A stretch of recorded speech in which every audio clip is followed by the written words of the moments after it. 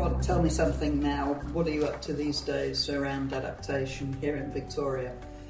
Well, we undertake adaptation research here, Jen, to try and facilitate better decision making in the Victorian government on climate change impacts and adaptation issues. And what are you up to these days? What's your sort of latest stuff?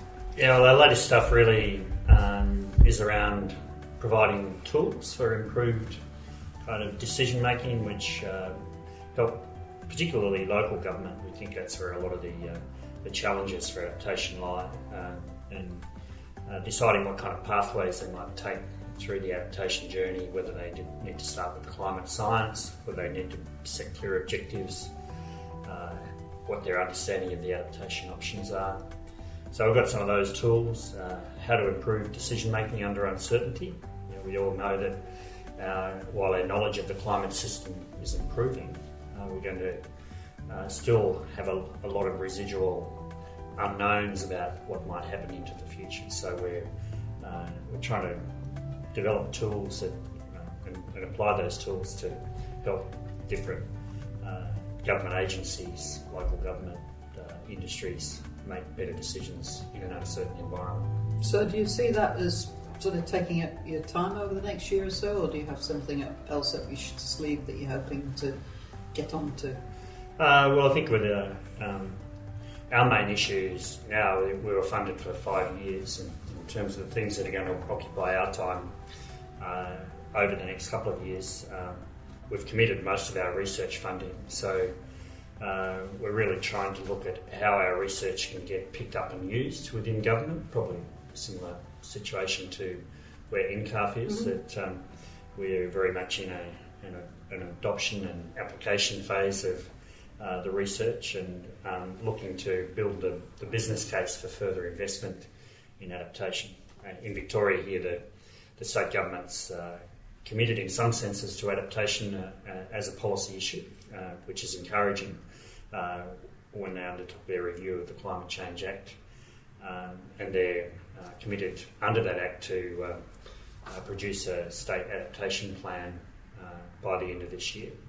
So we're hoping that will have some signals in it about the kinds of research and knowledge needs that the Victorian government might need into the future, and provide a case for further investment in research. Looking more widely then, beyond Victoria, maybe even beyond Australia, what do you see as the major challenges around responding to climate change? Well, I think one of the key challenges is going to be resources to undertake adaptation and to invest in adaptation. We're obviously seeing severe financial conditions in Europe and in North America, where we both were recently. It was quite clear that a lot of the adaptation action that had to be done was being done on a much more constrained resource base in terms of finances than the Americans are traditionally used to. And here in Australia too, state and local governments and the federal government are in a constrained resource position. So how we can actually mobilise resources to respond to some of those key challenges. I think the other major challenges is how we can actually better integrate across different levels of government. So get more cooperative action going, both in terms of how governments respond to climate change, but also how they might choose to invest in research to improve their understanding into the future. And lastly then, do you think we're making progress in addressing the climate change challenge? Do you think Australia's in a better place now than it was 5 years ago? Do you think the world's in a better place now than it was 5 years ago? Are we making progress?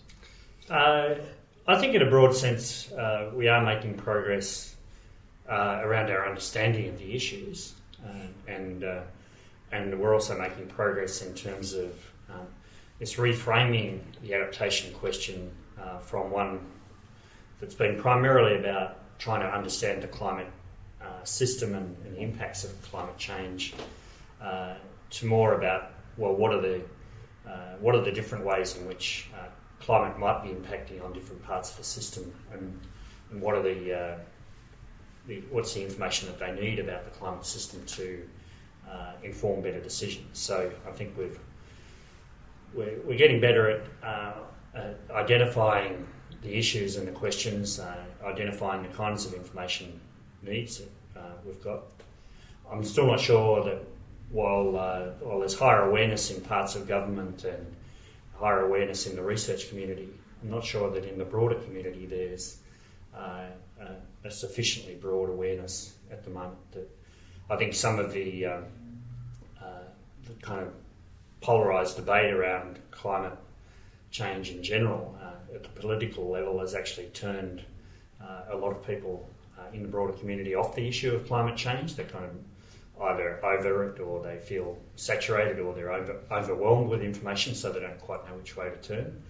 So, I think in terms of an issue, while the drought and then the fires of the late 2000s and the floods more recently have been signals of the kinds of challenges that people might be addressing, that people seem to be forgetting those things quite quickly, and now more pressing issues to do with financial matters or the value of their house or other types of concerns are more important. So in some ways climate change has kind of been pushed back down the policy agenda compared with